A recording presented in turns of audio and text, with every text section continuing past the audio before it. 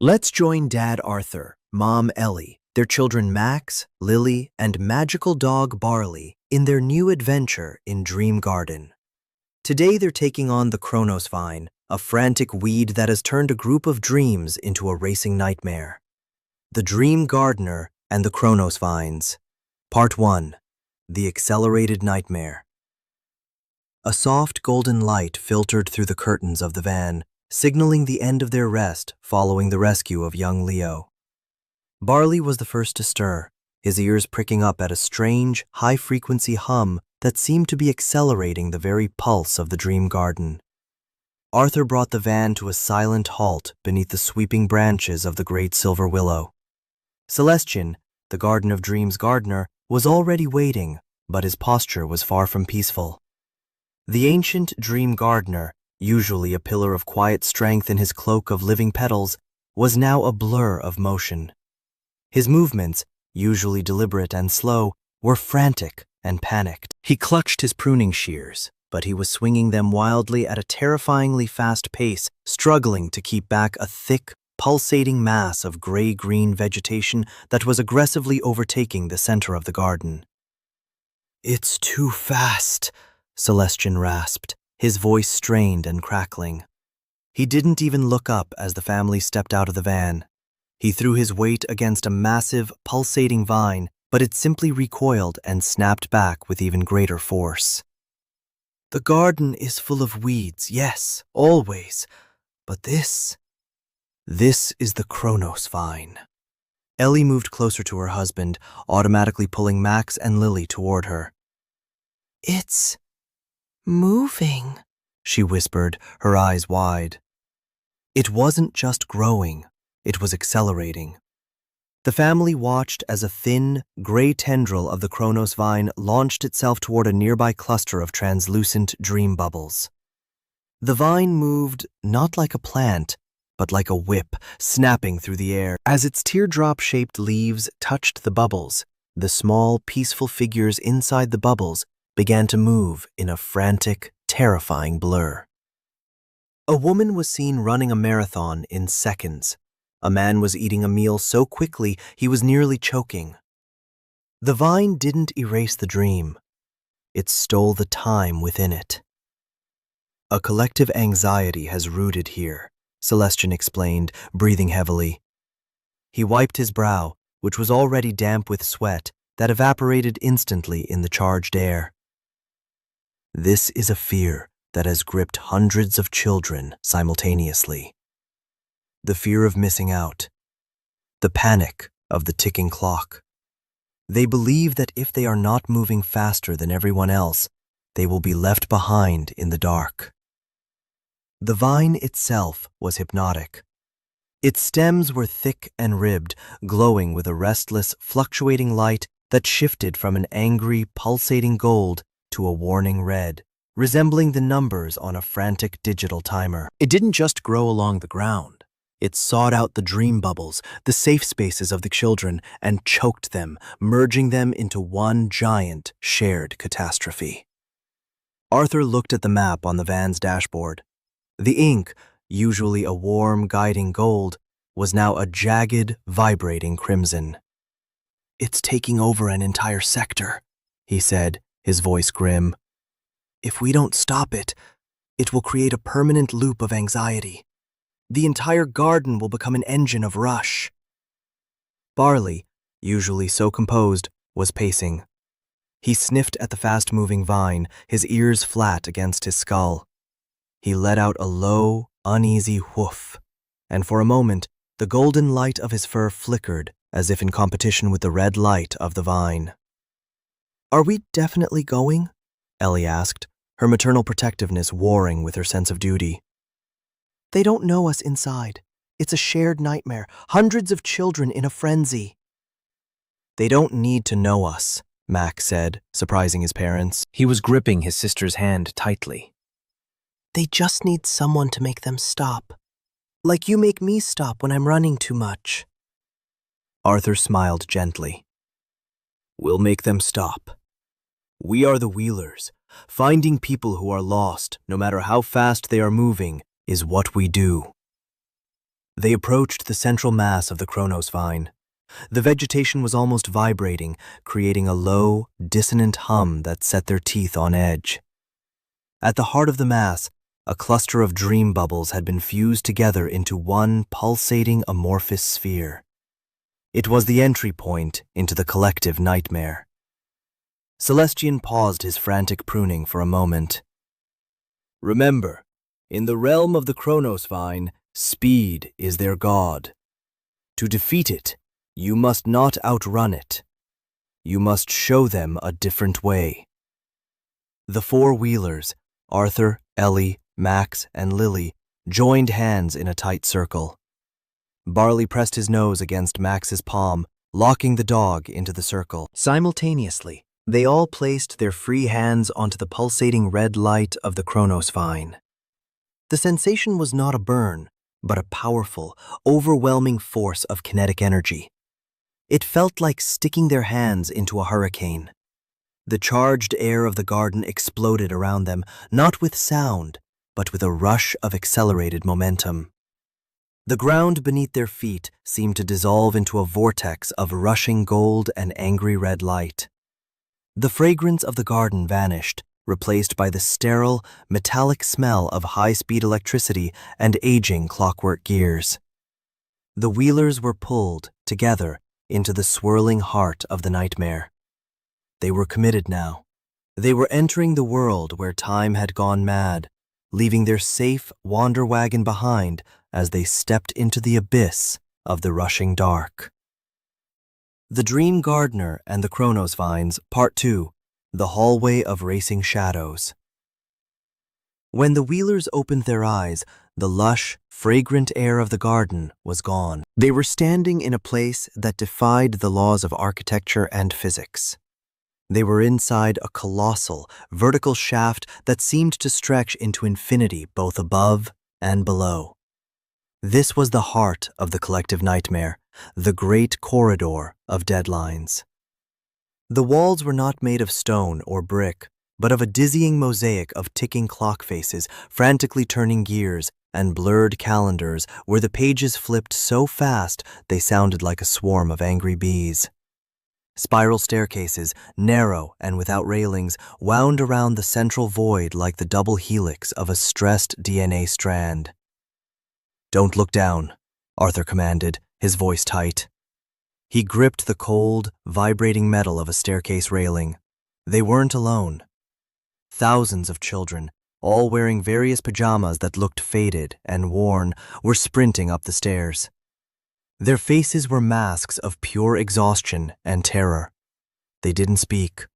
They only gasped for breath, their eyes fixed on the stairs ahead. Some were carrying heavy backpacks overflowing with unfinished homework. Others clutched sports equipment or musical instruments as if their lives depended on them. "Faster! We're losing the light!" a young boy screamed as he pushed past Max, nearly knocking him off the ledge. The boy didn't even turn back to apologize. He was already 10 steps higher, his legs moving in a frantic blur. High above them, looming at the very center of the vertical maze, was the source of the frenzy. The Minute-Snatcher. It was a grotesque entity, a massive, spider-like horror constructed entirely from the brass and iron of scavenged grandfather clocks. Its 8 spindly legs were sharp as needles, ending in clock hands that ticked with a deafening, metallic clack, clack, clack. Its body was a translucent glass sphere filled with glowing golden sand, the stolen minutes of the children's lives. Every time a child stumbled or paused, the Snatcher would reach down with a needle leg, pricking the air and drawing out a shimmer of light that fed the hourglass in its belly. "He's eating their rest," Ellie whispered, her heart breaking for the children. "He's making the stairs longer so they never reach the end." "We have to stop him," Lily said, her small voice trembling. "They look so tired, Dad. They look like they've been running for years." The wheelers tried to move upward, but the nightmare fought back. The staircase beneath them began to accelerate, turning into a treadmill that forced them to run just to stay in place. The sound of the ticking clocks grew louder, a rhythmic, hypnotic thumping that felt like a headache behind their eyes. "Hurry!" a voice boomed from the walls, a distorted, mechanical version of the Snatcher's chattering. "The sun is setting. You are late for tomorrow. The end of the day is near." Max tried to reach out to a girl who had collapsed on a landing nearby. She was sobbing, her hands over her ears. "It's okay," Max shouted over the roar of the gears. "You can stop. Just sit down." The girl looked at him with hollow, unseeing eyes. "I can't stop," she whimpered. "If I stop, the clock wins. I have to be first. I have to be ready." She forced herself up and began to crawl up the steps, her fingernails scratching against the metal. Arthur tried to use his strength to pull children into a hallway, but the hallway simply vanished, replaced by a new flight of stairs. The Wheelers were being swept up in the current of the crowd, their own hearts starting to beat with the same frantic, irregular rhythm as the nightmare. Even Barley was struggling. The golden dog was panting, his paws slipping on the polished brass of the steps. "It's a vacuum," Arthur realized, his face grim. "He's created a world where there is no now, only next. If we keep trying to fight his speed with our own, we'll just become part of the machine." The Minute-Snatcher noticed them. It turned its massive, clock-face head toward the family. The Roman numerals on its face spun backward, and it let out a screech of grinding metal. It realized these were not ordinary dreamers. These were intruders who brought a different kind of energy. One of its long, needle-like legs swung down from the ceiling, aiming directly for Barley. The dog yelped and dove between Arthur's legs just in time. The needle point struck the stair, leaving a jagged hole that pulsed with a sickly red light. "He's trying to separate us," Ellie yelled. The stairs began to split. The section Arthur and Lily were standing on started to veer to the left, while Ellie, Max, and Barley were being pulled to the right. The gap between them grew rapidly, 1 foot, 3 feet, 5 feet. The children running past them were like a river of water, flowing between the family members and pushing them further apart. "Hold on!" Arthur roared, stretching his arm out toward Ellie. Their fingertips brushed, but the momentum of the nightmare was too strong. "Dad!" Max cried out, clutching Barley's collar as their platform began to spin. The Minute-Snatcher descended lower, its shadow falling over them like a dark shroud. It began to spin a web, not of silk, but of glowing red dead lines. The threads stretched across the staircases, tripping the children and forcing them into even tighter, faster circles. The Wheelers were being squeezed. The air was becoming thin, filled with the static of 1,000 alarms going off at once. They were trapped in the middle of a stampede of shadows, lost in a vertical world where the only direction was up and the only speed was impossible. Arthur looked at his family, separated by the rushing crowd and the shifting stairs. He saw the fear in Max's eyes and the exhaustion on Ellie's face. He knew that if they didn't change the rules of this game soon, they would be running forever, their own minutes slowly bleeding away into the Snatcher's glass belly. "Barley!" Arthur shouted over the cacophony. "The center! We need to find the center!" But the center was a blur of gears and red light. The nightmare had reached its peak velocity, and the Wheelers were caught in the eye of the storm. The Dream Gardener and the Chronos-Vines, Part 3, The Sanctuary of the Present. The vertical world of the Minute-Snatcher was reaching a fever pitch. The clack, clack, clack of the spider's legs echoed like a million metronomes, driving the children into a state of blind, unthinking panic. Arthur looked at the widening gap between him and Ellie, at the blurring faces of the running children, and he realized that trying to climb or fight was exactly what the nightmare wanted. "Stop!" Arthur's voice boomed, but it wasn't a shout of anger. It was a call of absolute stillness. He didn't jump the gap to reach Ellie.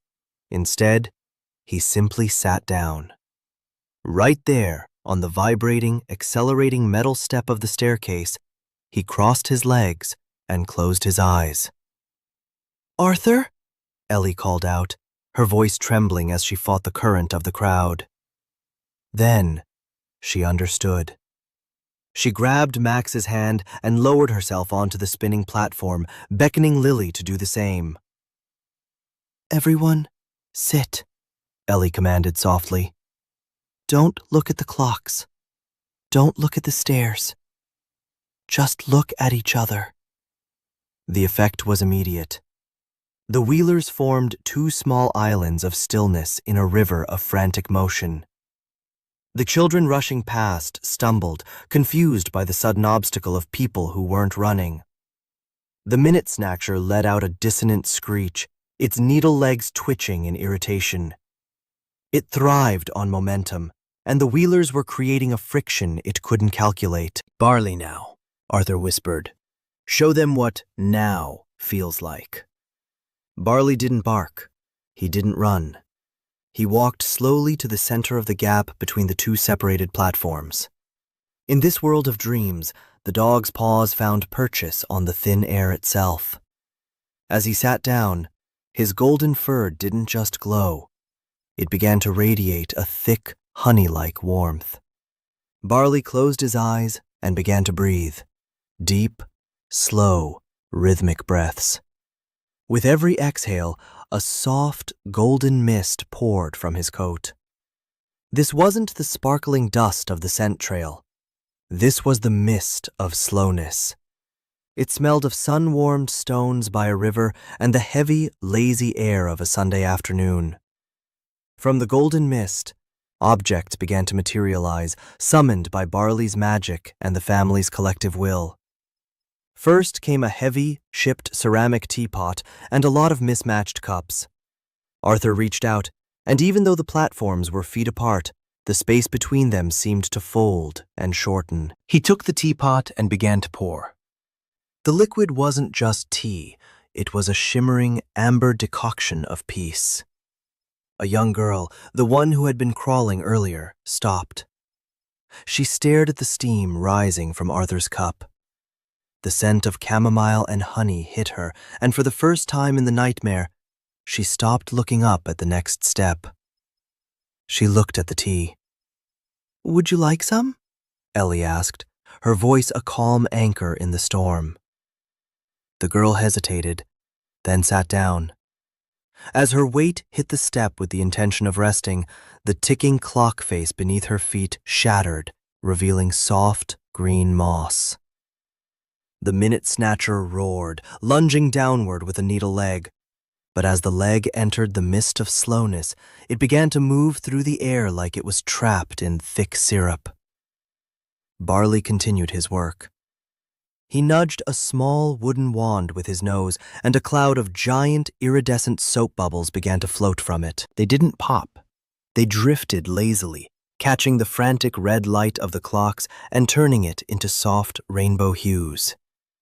Another nudge of his paw, and a set of glowing, infinite canvases appeared on the walls. Max and Lily didn't wait. They began to dip their fingers into the golden mist and paint on the air. They didn't draw clocks or finish lines. They drew sleeping cats, slow-moving snails, and trees that took 1,000 years to grow. One by one, the running children began to falter. The clack-clack of the snatcher was being drowned out by the gentle clinking of teacups and the soft laughter of Lily as she chased a bubble. The frantic red numbers on the walls began to fade, replaced by the images the children were painting. "The end of the day isn't a race," Max shouted to a boy who was still trying to run. "It's just the time when the stars come out to watch us sleep." The boy stopped. He looked at his hands, which were no longer shaking. He joined the circle, taking a deep breath of the honey-scented air. As more children sat down, the great corridor of deadlines began to lose its structural integrity. The spiral staircases didn't break. They simply softened, turning into long, winding slides made of silk and velvet. The Minute-Snatcher was in agony. Its brass gears began to grind and smoke. It needed the friction of anxiety to turn its legs, and with the children resting, its energy was vanishing. Its translucent belly, once full of stolen minutes, began to crack. The golden sand poured out, but it didn't fall. It floated back to the children, settling over them like a warm, protective blanket. With a final, pathetic tick, the Snatcher collapsed, its clock parts turning into harmless piles of rusty springs and old wooden blocks. The vertical shaft dissolved, and the Wheelers felt the world tilt one last time. They opened their eyes back in the garden of eternal dreams. The air was silent and sweet. The Chronos-Vine, once a pulsating red monster, had shriveled into a dry silver husk that crumbled under the slightest breeze. In its place, a single, magnificent flower had bloomed. It was the bloom of the eternal moment. Its petals were a deep, calm violet, and they moved so slowly that it took a full hour for a single bud to open. It didn't pulse or hum. It simply was. Celestian stood over the flower, his cloak now vibrant and still. "You have given them back their breath," the gardener said, his voice full of gratitude. "The mountain of hurry has become a meadow of rest." With the Minute-Snatcher gone, the chaotic, blurry scenes inside the dream bubbles transformed into slow-motion masterpieces. Children were now seen floating lazily on clouds, watching flowers grow in real time, or simply lying in tall grass, counting the slow pulses of fireflies. Their dreams finally synchronized with the gentle heartbeat of the garden. Barley let out a long, satisfied yawn and curled up at Max's feet, his work done for the night. The Minute-Snatcher was gone, replaced by the gentle, rhythmic breathing of 100 resting children. Arthur turned the wander wagon toward a quiet, sun-dappled glade near the great silver willow. They knew the garden was still vast and that many more weeds remained hidden in the shadows, waiting for their turn. But for now, the frantic ticking had stopped. As the sky turned a deep, velvety violet, the Wheelers decided to stay and spend the night in the sanctuary they had helped heal. They parked the van on the soft emerald moss, knowing that to fight the rush of the world, one must first master the art of being still. Their adventure for the day was over, and as the stars finally slowed their dance above, the family fell into a deep, peaceful sleep, right in the heart of the garden. Good night, and subscribe to join the Wheelers family on their new adventure.